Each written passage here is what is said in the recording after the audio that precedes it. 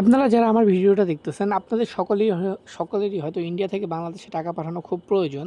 তো আপনারা কিভাবে ইন্ডিয়া থেকে বাংলাদেশে টাকা পাঠাবেন আজকে আপনাদেরকে ভিডিওটাতে আমি প্রমাণ সহকারে দেখিয়ে দিব। আপনারা স্ক্রিনে দেখতে পাচ্ছেন এই ভাইটি ইন্ডিয়ান, সে ইন্ডিয়া থেকে বাংলাদেশে আমার মাধ্যমে টাকা পাঠাতে যাচ্ছিল।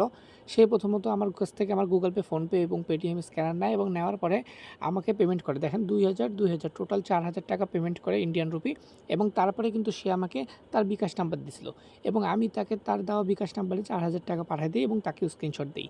এখন আপনারাও কিন্তু এইভাবে ইন্ডিয়া থেকে বাংলাদেশে টাকা লেনদেন করতে পারবেন কোনো ঝামেলা ছাড়াই, এবং 100% আপনারা টাকা পাঠাতে পারবেন। ঠিক আছে, আপনারা আমার সাথে আমার দেওয়া স্ক্রিনে হোয়াটসঅ্যাপ নাম্বার দেখতে পাচ্ছেন, +880186042814।